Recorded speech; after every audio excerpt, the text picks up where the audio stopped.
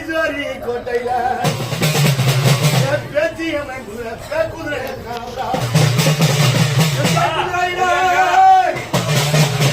பேச்சியமே குதிரை 4 பேர் குதிரை மேல சொந்த குதிரை அந்த குதிரை இன்னைக்கு சொந்த கலையாடி கிடைக்கல சூடாமட்டி சென்னைக்குள்ள ஆத்தாளாம் பேச்சு